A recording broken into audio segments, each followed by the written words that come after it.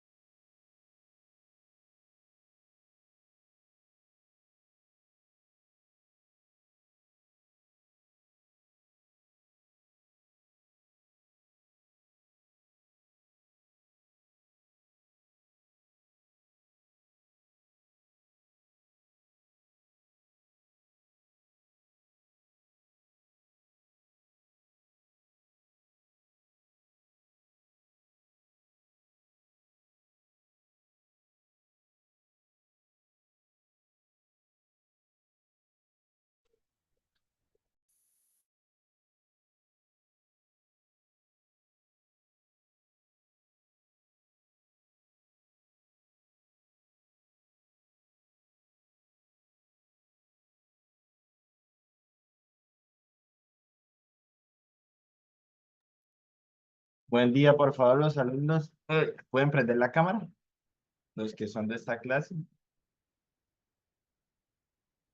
son tan amables. Ya vamos a empezar con la temática del día de hoy.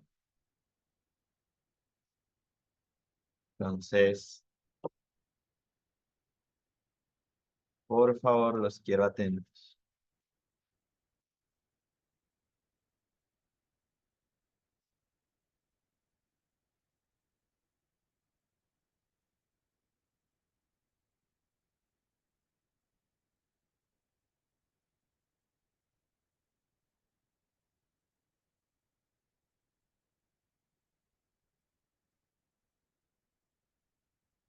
Bueno, muchachos, empecemos. Por favor, pueden prender la cámara, son tan amables. El día de hoy vamos, tranquila. El día de hoy vamos a tocar el tema de los delitos informáticos. Vamos a hablar pues de los delitos que hay en México. Vamos a tocar algunos delitos informáticos en Colombia. Y vamos a mencionar un convenio que eh, hace poco no, un convenio que se firmó en varios países que habla acerca de eso, en donde busca como tal mejorar el tema de, por decirlo así, de la tipificación de estos delitos en general. Entonces, los delitos informáticos, digamos que estos delitos no solo son relevantes porque están en crecimiento, sino porque plantean un reto completamente nuevo para los legisladores, dado que mm, el hecho de que se cometan a través de dispositivos o a través, por decirlo así, de un enfoque tecnológico, crea la necesidad de que los legisladores se actualicen en cuanto a su normativa. Entonces, ¿qué es un delito? Un delito, digamos, según el Código Penal Federal de México, es el acto o la omisión que es, por decirlo así, sancionada o es castigada por las leyes penales, digamos, en el aspecto de México. Un acto es, digamos, algo que ustedes hacen, que está tipificado, o sea, que está mencionado en el código y que se considera como un delito. Una omisión es el no hacer, el dejar pasar, por decirlo así, un deber legal como ciudadanos también se puede considerar como una omisión. Entonces, un ejemplo, en el caso, por ejemplo, de un robo, por decirlo así, de un hurto, el delito o el acto es que la persona como tal, pero un segundo.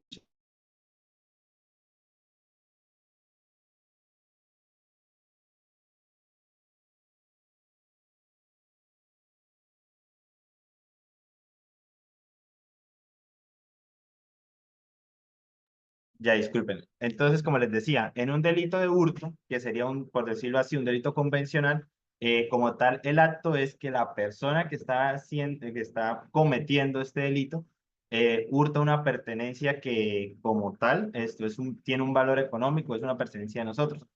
En el caso, por ejemplo, de un delito informático, eh, el hurto se haría a través de un medio tecnológico, ya sea, por ejemplo, el hurtar a través de un sistema de red, por decirlo así, a través de un programa, y que nos roben, por ejemplo, información o nos roben dinero, ya es considerado un hurto. Lo que pasa es que por decirlo así, se configura al enfoque tecnológico. Entonces, este concepto, por decirlo así, o el caso de un hurto tradicional, ¿cómo cambiaría en un concepto tecnológico? En lugar de entrar físicamente, como tal, el delincuente accede de la computadora a las cuentas bancarias, roba datos, vacía la cuenta. Entonces ahí, como tal, ya cambia ese contexto, cambia ese enfoque y es donde está, por decirlo así, el reto del legislador. ¿Cómo tipificar eso? ¿Cómo agregar ese acto o ese hecho y traerlo directamente a lo que es esto? A lo que es la legislación, castigarlo, mostrar, digamos, cuál sería la sanción, qué tipo de sanción sería, si sería una sanción pecuniaria, en el caso de que sea una multa, si sería una sanción simbólica, devolver, por decirlo así, lo que hurtó, o si como tal ya estamos hablando de una medida en donde, por decirlo así, se le quite como esa libertad, en este caso, digamos que sería una sanción carcelaria. Entonces, los delitos informáticos como tal son conductas ilícitas. ¿Qué significa esto? Son, por decirlo así, acciones que toma el delincuente que van en contra de lo que está normalmente legislado, ya sea en códigos, constitución, etcétera, etcétera, etcétera. Mejor dicho, donde está el derecho objetivo que está como tal en los códigos. Entonces, son conductas ilícitas que involucran el uso de tecnologías como computadores, como redes, como programas, inclusive como el Internet, como medio, herramienta o el fin para cometer dichos actos. ¿Por qué cambia el hecho de que, por decirlo así, de red a Internet? Porque una red no necesariamente puede estar conectada a Internet, sino puede ser privada. Entonces, cuando hablamos de una red, hablamos de un sistema que integra, por decirlo así, una compañía para administrar todo lo que tiene que ver con sus datos, con información, digamos, importante y demás. Y el Internet, pues como tal, es la red pública a la que todos tenemos acceso, en donde encontramos información, en donde almacenamos información y adicional a eso, en donde muchas veces se nos presenta que podemos llegar a ser como víctimas de ese tipo de conductas de estas personas que se dedican a esto como tal. Entonces, ¿qué elementos claves tenemos en la clase de hoy? Por decirlo así, tenemos la tecnología como un medio. Ejemplo, usar un virus para bloquear un sistema hasta que la víctima pague un rescate. En este caso se estaría configurando un ransomware que como tal es una forma hoy en día de que muchos ciberdelincuentes están atentando contra, pues digamos, personas que investigan, que tienen, digamos, cierta ignorancia en el tema tecnológico. Entonces realmente es muy fácil infectar, por decirlo así, un equipo, como lo es un computador, con cualquier programa que descarguemos pirata, por ejemplo, que no tengamos la precaución de adquirir o descargar ya sea archivos, ya sea programas, ya sea imágenes, etcétera, etcétera, etcétera, porque en estos archivos, digamos, esto está configurado para que el virus se active o se desarrolle cuando nosotros los descargamos y no necesariamente tiene que ser algo pesado. Pueden venir en imágenes, como les había dicho hace un momento, pueden venir en un archivo PDF, puede venir inclusive hasta en una canción, ¿sí? En un audio. Entonces, como tal, cuando se utiliza la tecnología como un medio, podemos estar hablando de un virus. Cuando es un fin, cuando se utiliza la tecnología con el fin de conseguir o de cometer ese delito, se puede dar, por ejemplo, el alterar un sistema para robar dinero de cuentas bancarias. Aquí, ¿cómo se configuraría un ejemplo? Cuando los ciberdelincuentes utilizan esto, páginas web copiadas o páginas web que tienen muchas similitudes o tienen un nombre, que hacen es copiar como tal la estructura y a través de estas plataformas que tienen prácticamente todo similar a un ejemplo, a un banco, acceden a información y de esa misma manera logran cometer ese delito. Entonces, cuando se habla de un fin, es, por decirlo así, el alterar un sistema, por ejemplo, colocar como un fallo o inclusive buscar la manera de que uno se equivoque. Entonces, el fin de cometer ese delito es como, según cómo se cometa, se va pues dando los elementos de la conducta, por decirlo así. La ONU también ha clasificado unos delitos, aquí se los voy a mencionar. El robar datos es un delito informático, el alterar datos, digamos que entre robar y alterar la diferencia es que cambian la esencia, por decirlo así, de lo que consigue este ciberdelincuente para seguir cometiendo más y más delitos. El difundir contenido ilícito, hablamos de contenido ilícito como por ejemplo puede ser bueno, hoy en día se está presentando mucho en Colombia que las personas que comparten o que mencionan o que por decirlo así, esto recomiendan esquemas Ponzi ya están siendo considerados como delincuentes o al menos en un cierto grado como cómplices de dicho delito. Tener en cuenta que los esquemas Ponzi se presentan para generar un delito de estafa. Y digamos que la estafa, ya trayéndola a un contexto tecnológico, también se puede configurar como un delito si se analiza y se, por decirlo así, se interpreta extensivamente. Porque de por sí la estafa se entiende como la artimaña que utiliza, por decirlo así, el delincuente para que su víctima, el victimario, para que su víctima caiga, ya sea a través de mentiras o a través de promesas. Entonces, por ese lado, pues tener en cuenta que hay muchos delitos convencionales que hoy en día toca traerlos a la tecnología porque se están presentando. Entonces, quisiera saber con los chicos si alguna vez han llegado a recibir un correo extraño donde les están ofertando, por decirlo así, alguna promoción muy exorbitante o donde han recibido algún correo que les mencionan que han ganado algo o por decirlo así, que han recibido un correo directamente, bueno, directamente no, eh, con logos, o logotipos o con imágenes de Microsoft, en donde mencionan que su cuenta ha sido vulnerada. ¿Algunas han recibido algún tipo de correo similar?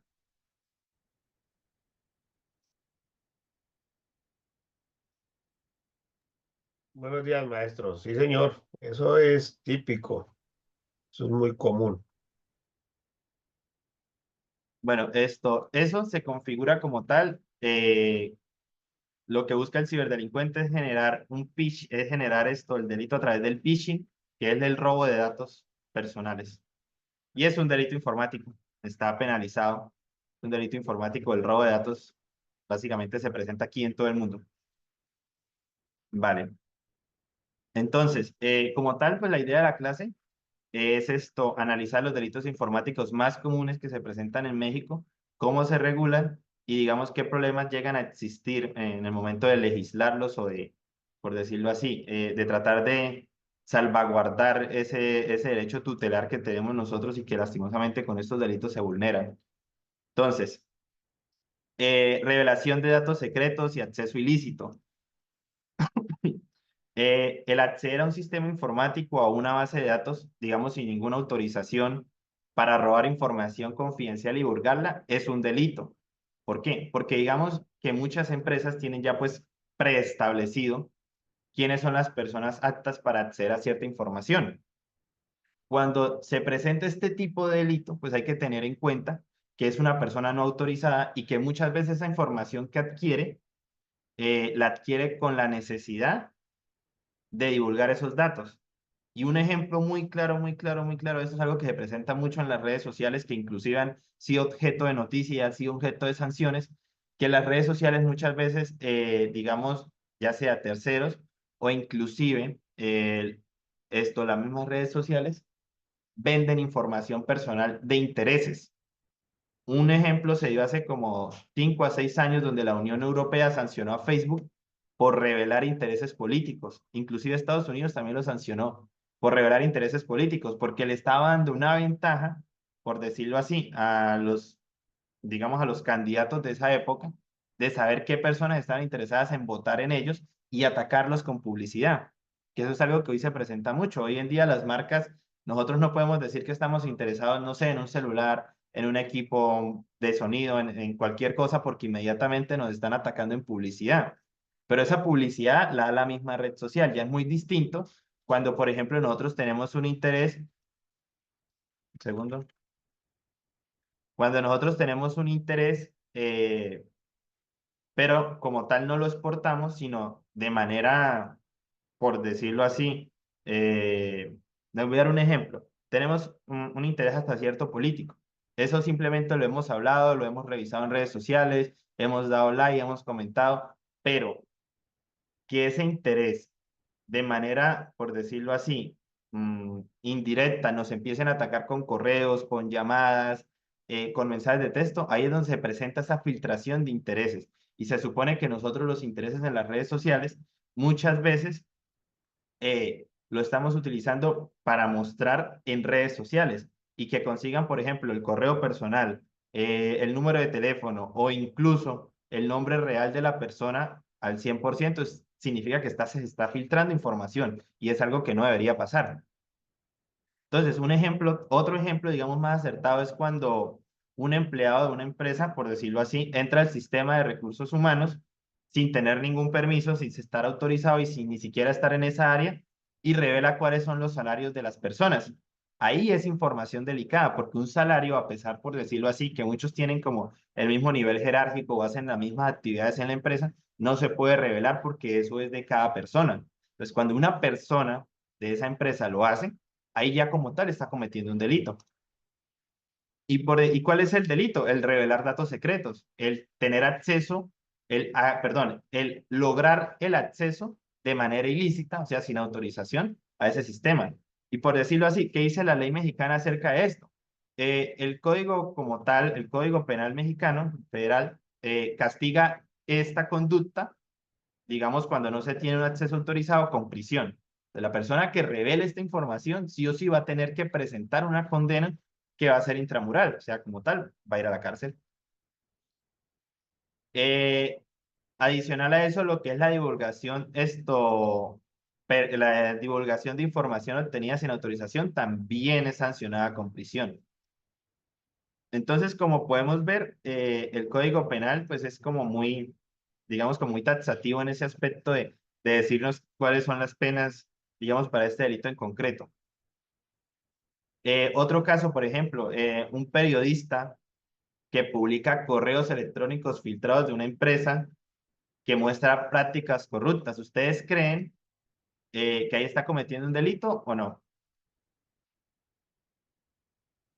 Les repito para que más o menos me escuchen de nuevo para que lo tengan en cuenta.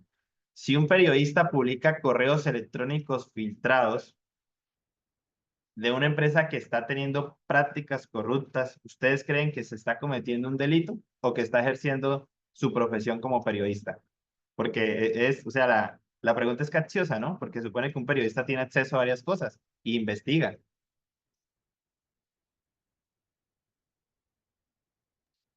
Está cometiendo un delito, porque usted lo acaba de decir, fueron filtrados, no fueron obtenidos de manera legal por parte de un ente judicial. Entonces, es un delito, a no ser de que se lo haya pasado el mismo ente judicial, pero igual sería delito. ¿Qué opinan esto, Maffer, por favor? Justo a mi parecer es igual un delito, ya que no comenta que tiene autorización por parte del... ¿Qué era? ¿Empresa o qué? Perdón. Era una empresa, es una empresa que está cometiendo actos corruptos. Justo, de la empresa. El señor Antonio, Es algo, un delito, ya que no lo pueden no se le escucha. contestar, ¿Cómo? que sí, es un delito, no se puede comunicar si no tiene autorización, si no se le ha dado la autorización de publicarlo o comentarlo. Dijiste que es un delito porque pues se divulga la información sin obtenerla, ¿sí dijiste eso? Es que pues te falla un poco el micrófono. Vale. Acoso y violación a la intimidad sexual es otro delito que se presenta mucho hoy en día. Eh, por ejemplo, el envío de mensajes no deseados, el compartir imágenes íntimas sin el consentimiento y el acoso en redes sociales es algo que se presenta hoy en día mucho. Anteriormente el acoso era acosar directamente a una persona face to face, pero hoy en día con las redes sociales eso se pudo llegar a magnificar porque el acceso a tener, por decirlo así, contacto a cualquier persona es muy fácil hoy en día.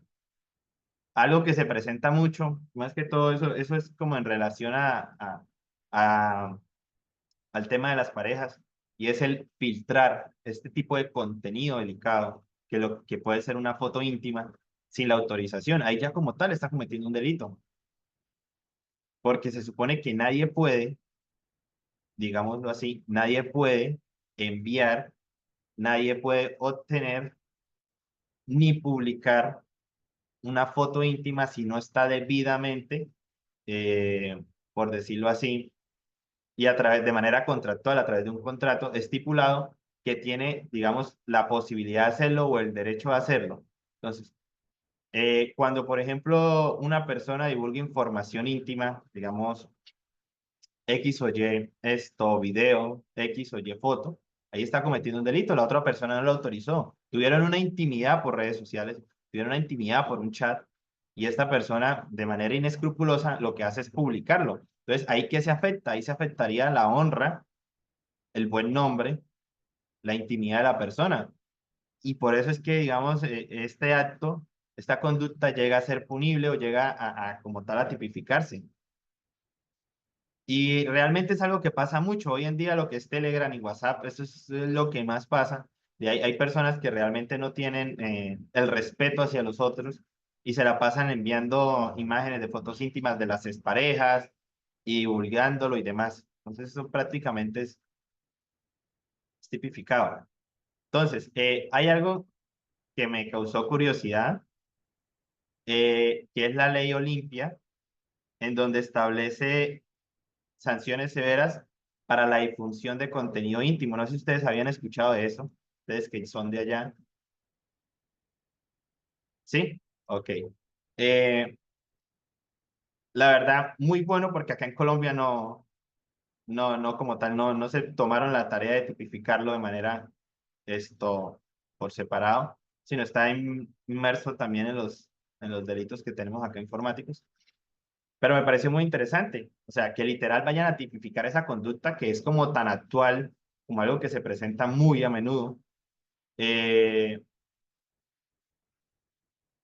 y la persona que como tal esto la impulsó fue una persona que sufrió pues de este tipo de situaciones. Esto sufrió este delito como tal y decidió luchar para que se reconociera y se sancionara.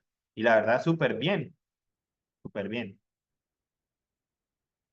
¿Ustedes consideran que, por decirlo así, esta ley fue beneficiosa? ¿Benefició en algo, digamos, por un lado a las personas que son víctimas y por otro lado al actor que es quien comete? ¿Benefició no? ¿Sancionó de manera correcta a esta persona que comete este delito? Antonio, si no se escucha bien, puedes escribir, por favor. Es que no sé si son los audífonos que no logro entender, o sea, no sale el sonido.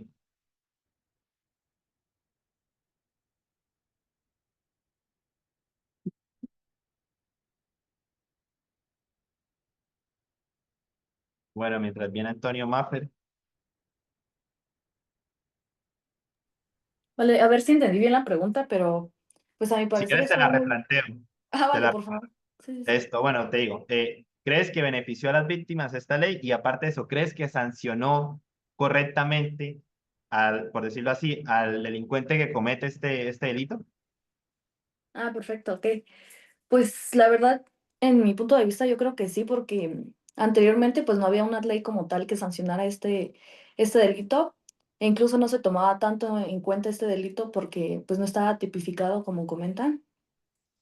Y, y con respecto a pues este movimiento que hizo la chica porque fue víctima de pues del delito de donde difundieron sus fotos, bueno, su novio me parece que el novio es el que difundió las fotos, pues ya pues fue visto y ya tomaron acción en ello, ¿no? Y ahorita ya es como más fácil tener justicia si sufres de este delito porque ya hay como, ya hubo un movimiento previo a esto, entonces ya es como considerado, ya es más tomado en cuenta.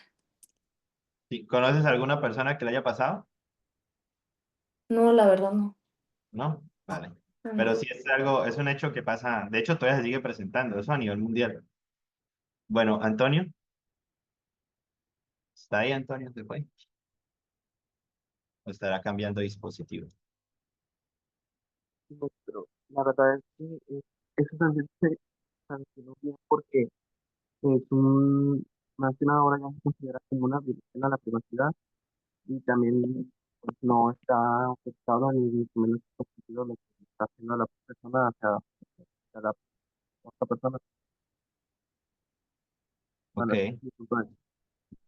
sí, sí, correcto. O sea, realmente eso es una afectación grave, o sea, y si, no, no solamente por el hecho, por ejemplo, de que genere esto un delito, es el hecho psicológico de lo que sufre la persona. O sea, porque psicológicamente que llegue a pasar esto, prácticamente es duro. Y lastimosamente, quienes son más víctimas de esto, pues son las chicas. Entonces ahí no, ahí se está cometiendo contra, por decirlo así, una persona que psicológicamente pues, se va a ver más afectada inclusive. Entonces la verdad me pareció muy buena. Cuando la leí me causó esta curiosidad y investigué un poquito. Bueno, continuemos. Falsificación y suplantación de identidad. Este también era un delito tradicional. ¿Por qué tradicional? Porque anteriormente quien suplantaba o falsificaba identidad lo hacía de manera física.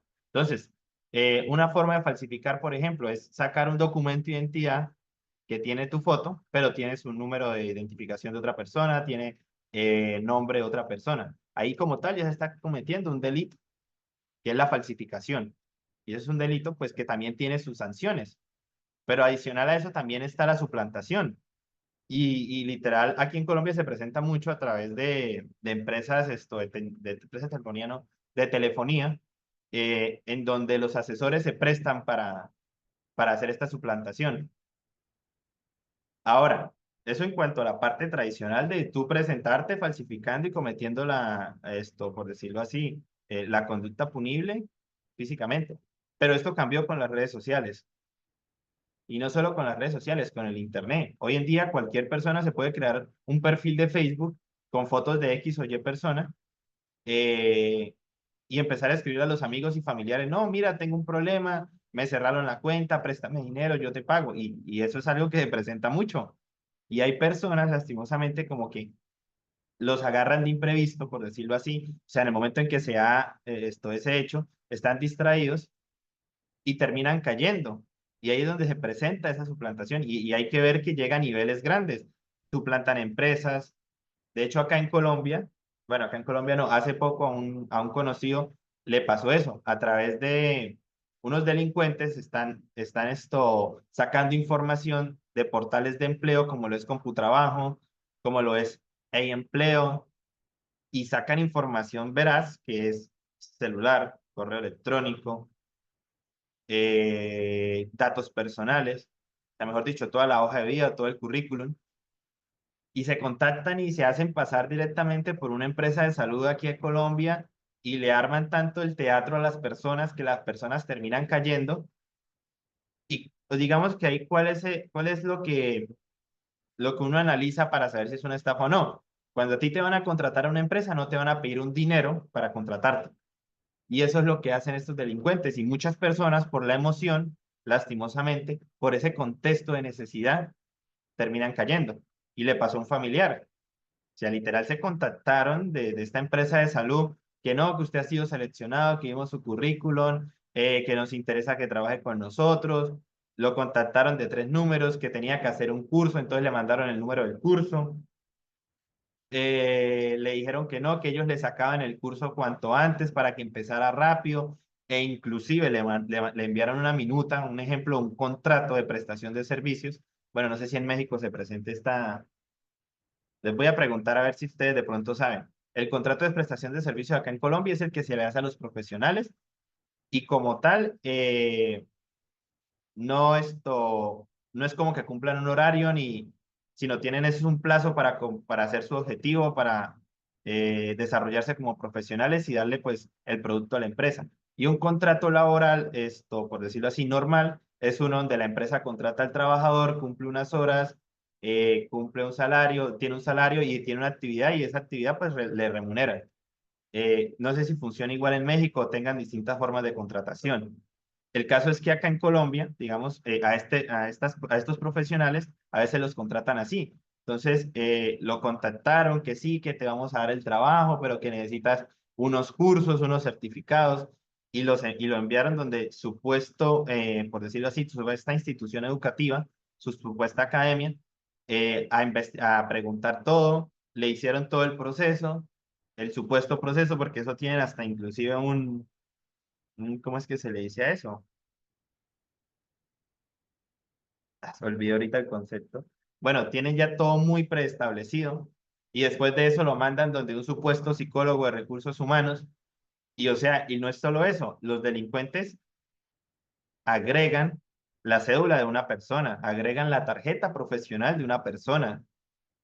Entonces, ¿hasta qué punto llegan? O sea, ahí como tal ya están haciendo su plantación, tanto una persona jurídica, o sea, una empresa, como una persona natural.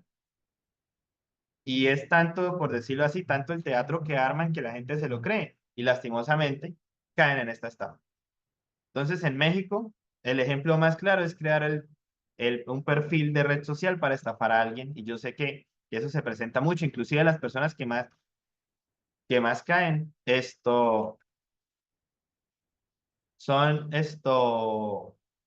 lastimosamente, personas de la tercera edad que son como los que no tienen tanto conocimiento. No, y no solo personas de tercera edad, cae todo el mundo, cae de que uno esté distraído, uno sabe lo que está pasando y la emoción lo ayuda. Pero o sea, las personas que más realmente estas personas intentan estafar son personas de la tercera edad, lastimosamente. Entonces, en México, las penas por este delito van entre 6 y 12 años de prisión, dependiendo pues obviamente del estado, porque ustedes pues son, el país es confederado, es federado, entonces tiene varios estados, tiene varias legislaciones, etcétera, etcétera, etcétera. Entonces, pues digamos que estos son como los rangos que se da por este delito. ¿Ustedes consideran que las empresas de tecnología, como por ejemplo Facebook, Ads, tengan una responsabilidad para prevenir esos delitos de suplantación? Porque tengamos algo en cuenta, estas empresas al momento en que nosotros aceptamos los términos y condiciones no se hacen responsables de nada, pero tienen información personal de nosotros. Entonces, ¿creen que tengan deberían tener una responsabilidad? Deberían porque no la tienen, no, ahorita actualmente no la tienen, pero ¿creen que deberían? ¿Qué me dicen ustedes, muchachos?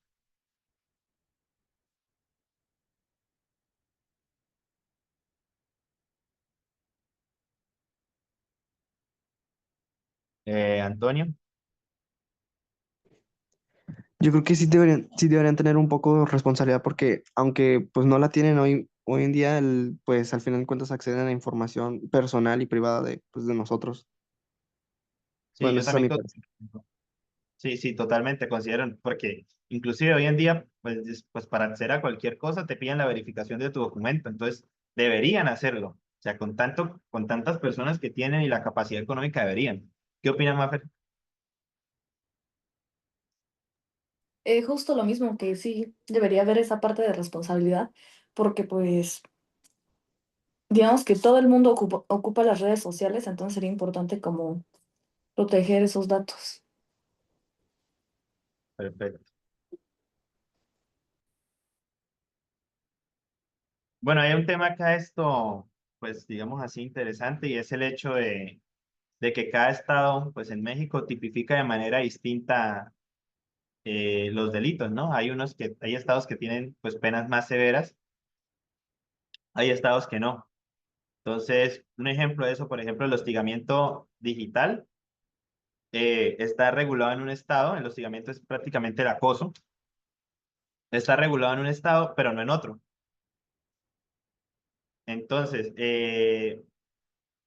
¿ustedes creen que esto es justo, por decirlo así? Es justo, por ejemplo, es que yo casi no sé muy bien de México, pero les voy a dar un ejemplo de lo que yo más o menos sé. Por ejemplo, es justo que en Ciudad de México esto sea, pues esto se considera un delito, pero por ejemplo en Cancún no.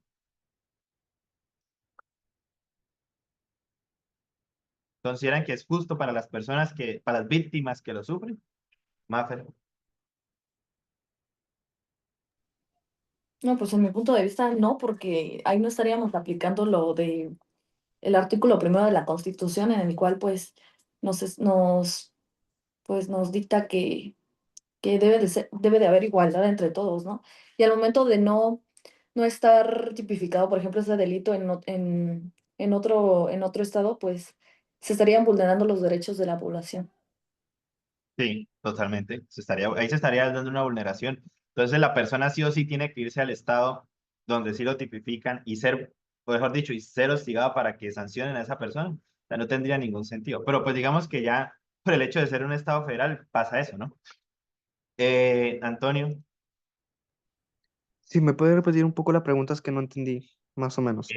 la pregunta es, digamos, lo que estamos hablando, por ejemplo, de que en México hay estados donde está regulado cierto delito y hay estados donde no. Entonces, el ejemplo es, si en México es castigado el hostigamiento, pero en Cancún no, ¿cree que es justo para la víctima?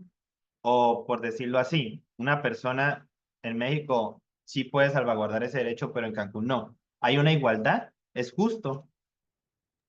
Pues lamentablemente no es justo y pues la verdad, yo, bueno, no conozco mucho el tema, pero creo que sí se debería ver más ese tipo de casos, ¿no?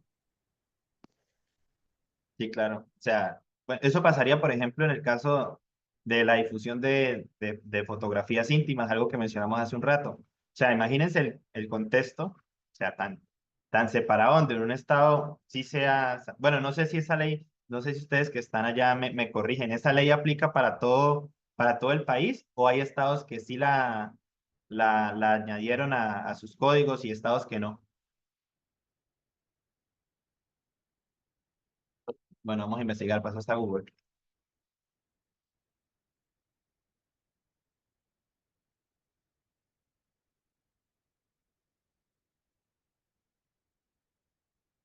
Ah, aplica en todo México.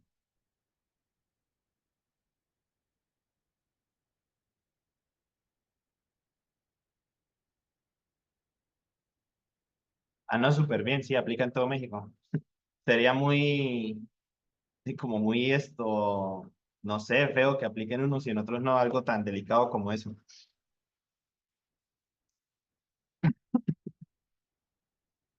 Lo otro, por ejemplo, el tema de las sanciones.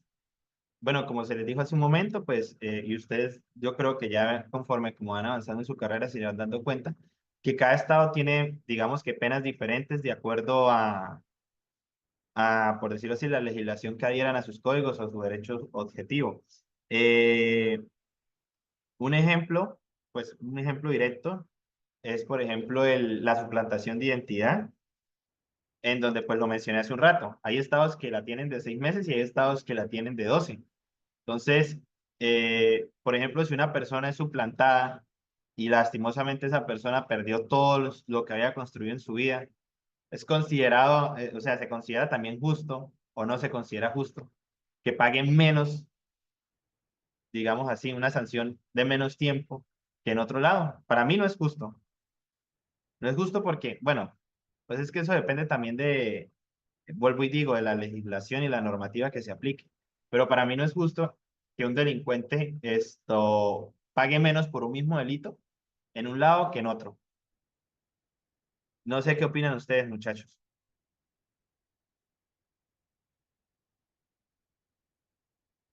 ¿Qué creen que hace? Bueno, hay otra pregunta súper importante. Hay que analizar qué diferencia hay entre cada estado. ¿Por qué en un estado penan más este delito de suplantación que en otros? Y es una es una pregunta pues muy, que genera pues mucha duda. De hecho, deberían les voy a dar 10 minutos, les voy a dar 10 minutos para que busquen y analicen la siguiente pregunta. Se las voy a mandar al chat, ¿vale? Utilicen Google, en Google se encuentra mucha información.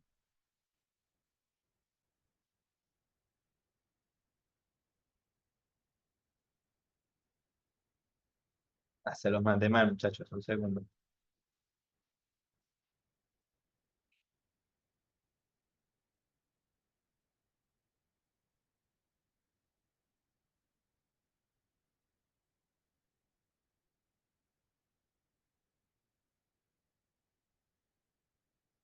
Van a analizar esto, son 10 minuticos.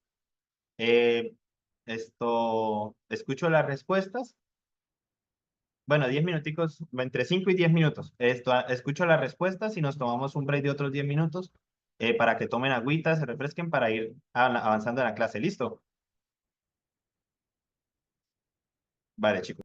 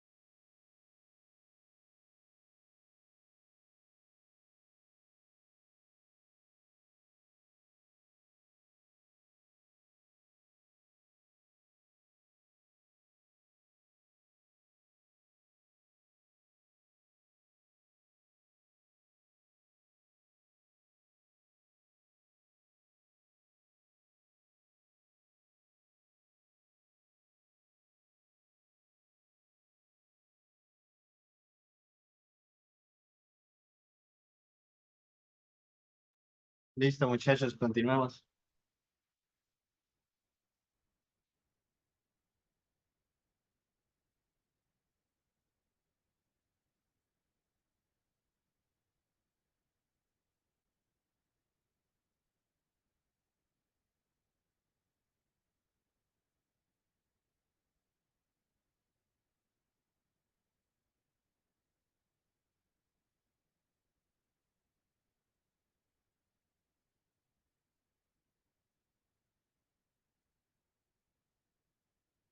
Voy escuchando esto, lo que consiguieron, y vamos continuando la clase. ¿Listo, chicos?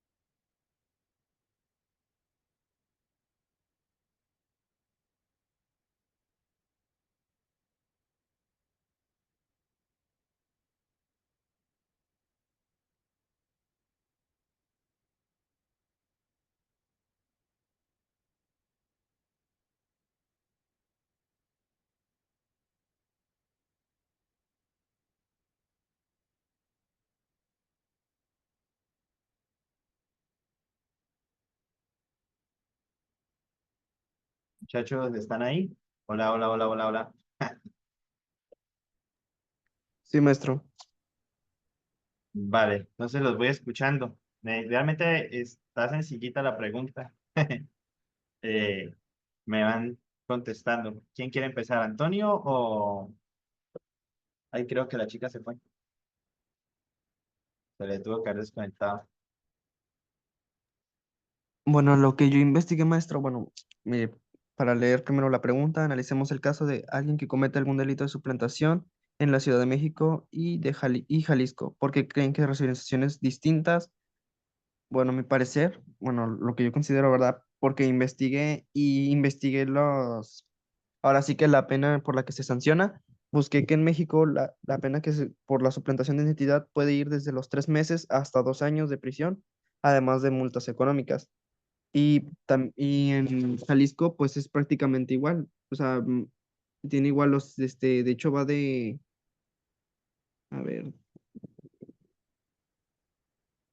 puede ir a ver, suplantación de condena en Jalisco, dijo, ¿no? Sí, Sí, era de igual. Se castiga con prisión y multa.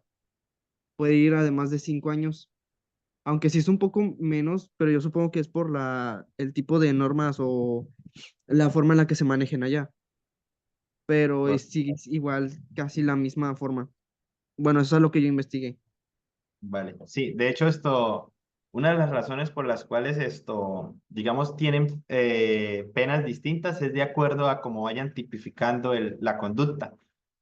Porque sé que hay conductas, por ejemplo, o sea, escritas explícitamente o muy determinadas. Por ejemplo, la suplantación por medio electrónico. En México puede decir otra cosa, ¿sí? Entonces, adicional a eso, pues sumarle la actualización que va haciendo cada estado de acuerdo, pues, a sus necesidades, ¿no? Entonces, si por ejemplo en Ciudad de México, un caso hipotético, se presenta más este delito, pues tienen que estar más actualizados como a esa situación social y de qué manera tienen que prevenirla y de qué manera tienen que abordarla. Entonces, digamos que eso también depende mucho de, por decirlo así, de su legislación local para ir abordando, por decirlo así, cada delito, irlo sancionando, etcétera, etcétera, etcétera, ¿vale? Bueno, esto se fue la chica, entonces sigamos nosotros con la clase. Si llega, pues la escuchamos. Pronto se quedó sin señal. Listo. Eh, Quise hacer una comparativa con Colombia y con México, porque en parte, pues, muchos de los delitos que... Ah, ya llegó. Señorita Maffer, ¿puedes, por favor, decirnos lo que conseguiste? Hola, claro. Vale, pues como tal no, pues no es como que venga una respuesta. Sin embargo, yo, pues conforme a lo que leí, pues me pude percatar que, por ejemplo, que mucho tiene que ver las cuestiones las cuestiones en las que se encuentra cada estado, ¿no? Porque claramente hay una gran diferencia entre la Ciudad de México y Jalisco. Entonces, creo yo que hay como diferentes sanciones, ya que es más probable que cometan el delito de suplantación de identidad en México que en Jalisco. Asimismo, por ejemplo, la sanción no es la misma de abigeato en Jalisco que en la CDMX, ¿no? Porque claramente en Jalisco es donde pues se da más este delito, entonces por tanto creo yo que merece una pena más pues severa, yo creo. Ya que es más probable que cometan, por ejemplo, ese delito en Jalisco que en la CDMX. Ah, Creo que ok. es como, Sí, eso también es, o sea, como lo dije hace un momento, es como la necesidad de que el legislador actualice esas conductas y de esa misma manera busque la forma de prevenirlas. Que de por sí los delitos pues se tipifican es con eso, es como por atender la situación social que presenta cada comunidad y de esa misma manera pues buscar un punto de equilibrio para que no se presente. Listo. Entonces, como les venía diciendo hace un momento, eh, y traté de hacer una comparativa de qué delitos se presentan en México, qué delitos se presentan en Colombia, y pues digamos que estos dos países tienen muchas similitudes. Eh, por ejemplo, los dos países sancionan por el uso de la tecnología como el medio para cometer el delito o como el fin para hacerlo. Un ejemplo de eso es el phishing, que consiste en engañar a una persona para obtener sus datos personales o bancarios. Aquí en Colombia se presenta también mucho esto, y de hecho nosotros en el Código Penal que en el momento en que hubo la reforma a través de una ley, se agregó explícitamente este delito. E inclusive hay un documento, no sé si en México también lo hayan hecho, hay por decirlo así un folleto informativo o una infografía en donde se mencionan cuáles son los delitos, cuál es el medio en que los cometen y cuál es su fin.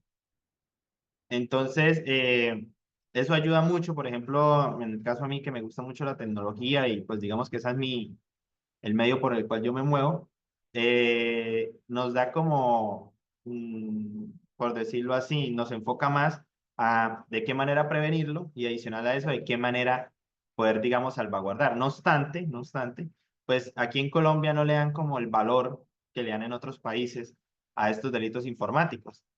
Digamos que nosotros por ser pues un país que en parte no estamos como, a veces avanzamos muy rápido, a veces muy lento, pues el tema tecnológico y el tema de delitos informáticos tiene la misma similitud. Es como que van escalando poco a poco y lastimosamente los servidores públicos encargados de proteger, pues digamos que ese derecho, porque dependiendo del delito en que se vulnera un derecho, son, digamos que no tienden a ser como tan eficaces en solucionar estos problemas. Hay muchas personas que, por ejemplo, les vacían las cuentas bancarias y el proceso demora mucho y a veces no van ni siquiera con el responsable. Entonces es algo, digamos que de pensar mucho y de analizar mucho, porque pues los estados, a pesar de que estamos en pleno auge de la nueva industria que es la tecnología, la nueva revolución, estamos quedando en parte muy cortos acá en Colombia en ese aspecto. El segundo ejemplo, por decirlo así, la otra similitud que tiene es que nosotros también sancionamos el acceso no autorizado a sistemas informáticos. Ustedes lo sancionan, perdón, ustedes lo sancionan en el Código Penal y nosotros tenemos pues un articulado también en nuestro código en donde podemos definir esto.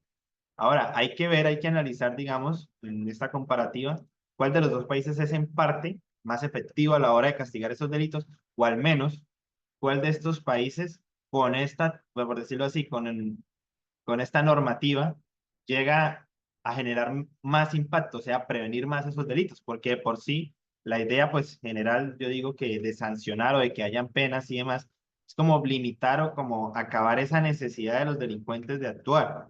Entonces hay que analizar pues ya como tarea de cada uno hasta qué punto cada país lo logra hacer.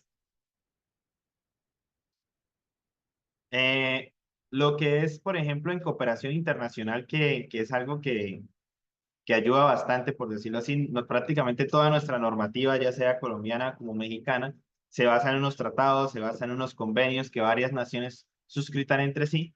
Y un ejemplo de estos es que ambos países pues están en el convenio de Budapest. Eh, el convenio de Budapest es algo que voy a mencionar al final de la clase, pero pues lo quería mencionar ahorita, porque es uno de los convenios más recientes y es donde más se enmarca lo que es la cooperación internacional para investigar y perseguir estos delitos. Entonces ya como lo que es hoy en día las redes, el internet, la tecnología, no es algo que compete, digamos, a cada territorio de acuerdo a su jurisdicción, sino ya es algo más globalizado. Realmente nos vamos a llegar al punto en que van a haber delitos globales, que ya los hay, pero van a ser, por decirlo así, más eficientes las autoridades al momento de perseguirlos. Eso es algo que ayuda, estos tipos de convenios ayudan, y uno de esos puede ser el convenio de Budapest. Eh, una diferencia, por decirlo así, es que en Colombia, una diferencia entre Colombia y México en cuanto a los delitos informáticos es que en Colombia nosotros acá sancionamos por la obstrucción de datos. ¿Qué es la obstrucción de datos? Es que un delincuente o un ciberdelincuente ponga como una pared o genere, por decirlo así, un ataque o borre información importante de una empresa. Entonces, en el momento en que se genera esta obstrucción que se da en borrar o también en alterar algún sistema, pues Colombia lo tiene tipificado en su normativa y por ende la sanciona. Caso, por ejemplo, no sé si en México, porque pues realmente a esto tuvo en cuenta mucho los delitos que se presentan muy a menudo. No sé si en México esta conducta sea tipificada. Entonces, como les dije hace un momento, la idea era, bueno, ya paramos aquí con el tema de los delitos informáticos. Como pudimos observar y como conclusión, nos dimos cuenta que a pesar de que estamos, por un lado, bastante avanzados en tecnología, digamos que contrarrestar cualquier tipo de conducta ajena o que sea ilícita, pues está prácticamente tratando de llegar al punto en que vamos como sociedad. Sin embargo, pues hay que tener en cuenta que el Estado hace lo posible y pues que tiene unas leyes, tiene una normativa, tiene unas conductas punibles, tiene unas sanciones, pues de que de esta misma manera logra satisfacer o logra, por decirlo así, darle una solución a este problema social que surge del que el delincuente utilice cualquier medio tecnológico para cometer sus delitos, aprovecharse, enriquecerse, etcétera, etcétera, etcétera. ¿Tienen alguna pregunta acerca de los delitos informáticos o está todo muy bien?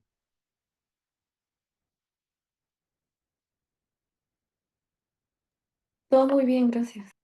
Bien, maestro, Va, gracias. entonces continúo. Bueno, el convenio de Budapest.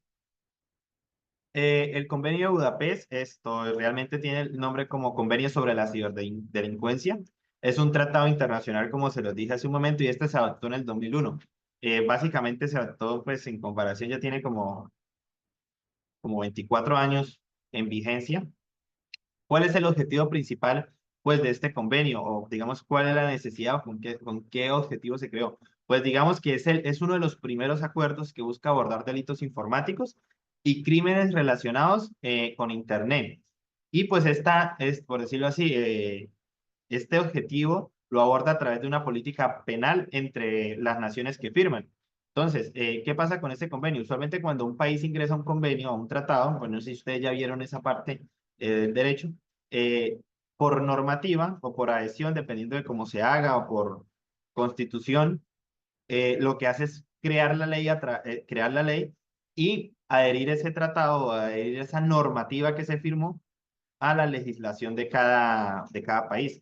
En este caso, Colombia lo tiene adherido, México lo tiene adherido. Entonces, el objetivo principal, pues como le dije hace un momento, es una política penal común, o sea, en parte que todos los estados pues tengan una similitud acerca de proteger a la sociedad pues de la ciberdelincuencia. Aparte de eso, fomentar la cooperación. ¿Por qué se busca también digamos que hay una cooperación internacional entre los países que firman? Porque muchos de los ciberdelitos los están cometiendo, por ejemplo, digamos, de acá están estafando a a gente mexicana, un ejemplo. Un delincuente colombiano estafa a una víctima mexicana y viceversa.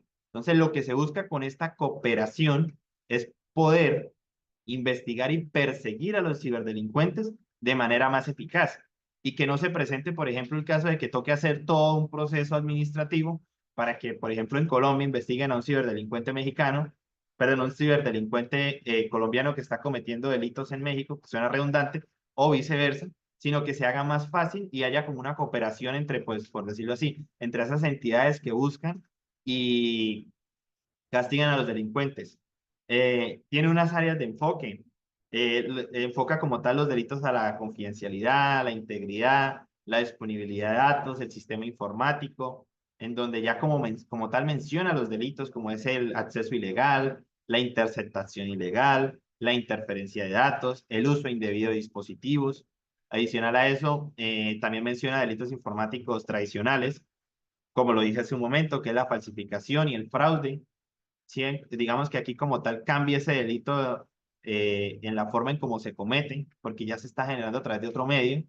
También esto habla de delitos relacionados con el contenido y contenido muy delicado como es el tema de delitos que van dirigidos a los menores, como la filtración de fotografías íntimas.